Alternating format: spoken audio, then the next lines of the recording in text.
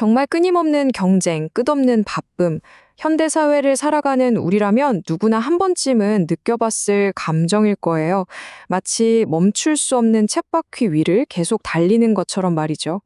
오늘은 바로 그 소음 속에서 명료함을 찾는 길, 그 방법에 대해 한번 이야기 나눠보려고 합니다. 네, 바로 이 질문. 이게 오늘 우리가 파고들 문제의 핵심입니다. 아니, 왜 이렇게 열심히 사는데 마음 한구석은 계속 허전하고 공허한 걸까요? 자, 그럼 이 공허함의 원인은 대체 어디에 있을까요? 그 첫 번째 단서부터 한번 같이 찾아가 보죠. 사실 우리가 느끼는 이 불만족의 뿌리는요, 놀랍게도 우리가 그냥 무의식적으로 받아들이는 어떤 사회적인 압박, 가치관, 이런 것들에 있는 경우가 많습니다. 보세요. 이 문장 굉장히 직설적이죠? 마치 어떤 명품 가방을 들어야만 있어 보인다고 미디어가 계속 속삭이는 것처럼요. 우리는 이 자본주의 사회 안에서 돈과 성공이 행복의 거의 유일한 길이라고 배우면서 자라는 거죠. 이게 바로 사회적 조건화, 그 시작입니다. 네, 3인성어. 이 사자성어가 그 메커니즘을 정말 기가 막히게 설명해줘요. 세 사람이 호랑이가 있다고 말하면 없던 호랑이도 만들어진다는 뜻이잖아요. 그러니까 부와 지위를 향한 이 끝없는 질주가 어느새 의심할 여지조차 없는 현실이 되어버리는 과정인 거죠. 모두가 저기를 향해 달려가니까 나도 모르게 그냥 따라가게 되는 거예요. 마치 그게 유일한 정답인 것처럼요. 결국 이게 참 아이러니한 상황을 만들어요. 우리가 뭔가를 가졌다고 생각했는데 결국엔 그것들이 우리를 소유하게 되는 거죠. 더 좋은 집을 가지면 유지비 걱정, 세금 걱정이 따라오고 더 높은 자리에 올라가면 그걸 잃을까 봐 불안해지는 거예요. 자, 그럼 이 사회적인 덫에서 어떻게 벗어날 수 있을까요? 그 해답의 실마리는요, 의외로 간단한 데서 시작합니다. 바로 우리가 그토록 쫓는 이 물질 세계가 사실은 영원하지 않다는 걸 깨닫는 거죠. 이 사마귀 비유, 정말 너무 강렬하지 않나요? 한껏 뽐내던 사마귀가 한순간에 으깨지는 것처럼 우리가 그렇게 자랑스러워하고 집착하는 모든 것들, 우리의 성취, 명성, 심지어 관계까지도 사실은 너무나 연약하다는 걸 보여주는 거예요. 이 세상에 영원히 단단한 건 정말 아무것도 없습니다. 동양 철학에서는 이런 현상을 딱 네 글자로 정리합니다. 바로 성주 괴공이죠. 세상 모든 건요, 만들어지고 성, 한동안 머물다가 주, 결국엔 쓰러지고 괴, 텅 빈 상태로 돌아간다, 콩. 이런 우주적인 법칙이라는 거예요. 저 멀리 있는 별에서부터 바로 우리 자신에 이르기까지 예외는 없습니다. 이게 그냥 거창하고 어려운 남의 얘기가 아니에요. 바로 우리 몸의 이야기이기도 하죠. 우리의 몸 역시 결국엔 늙고 병들고 무너질 운명이잖아요. 이 명백한 사실 앞에서 우리가 부리는 자만심이나 교만, 이게 과연 무슨 의미가 있을까요?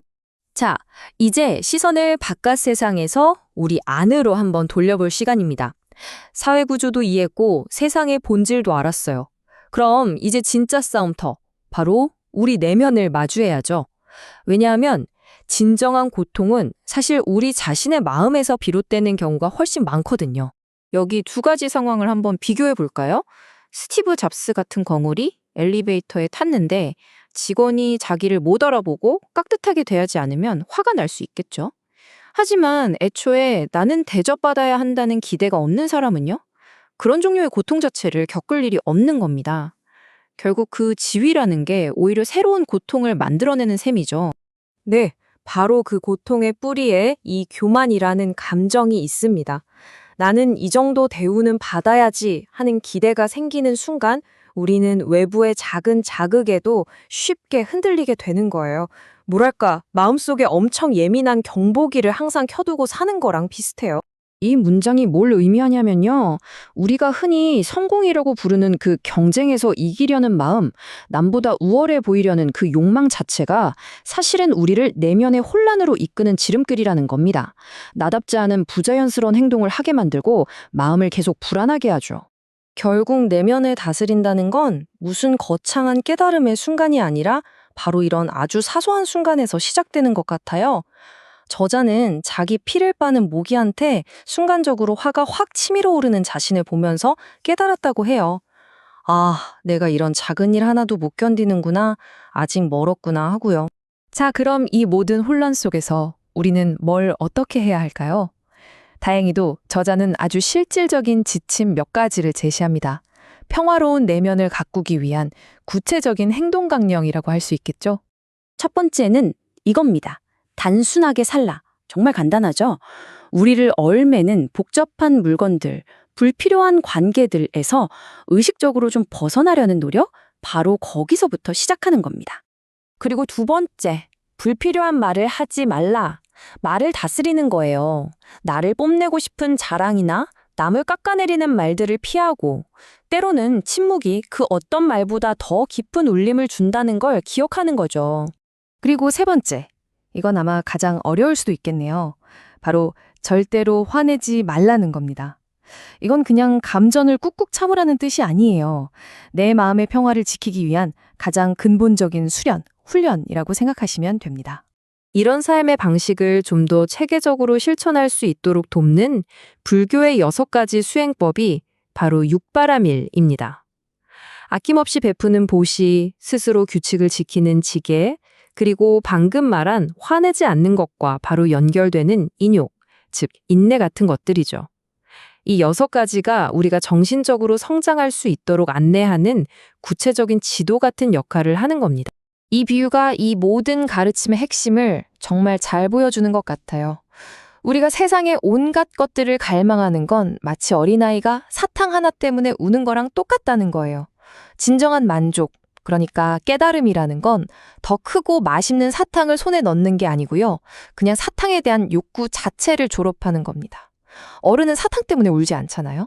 자, 이제 마지막으로 잠시 우리 삶의 가장 마지막 순간을 한번 상상해 볼까요? 그 순간이 오면 과연 무엇이 중요하게 남을까요? 우리가 매일같이 집착하고 시간을 쏟아붓는 모든 것들, 심지어 어제 그렇게 깔깔대면서 봤던 유튜브 영상조차도 죽음 앞에서는 아무런 의미가 없어집니다. 정말 모든 걸 그대로 두고 떠나야 하죠. 그렇다면 우리가 유일하게 가져갈 수 있는 건 대체 뭘까요? 바로 카르마라고도 하죠.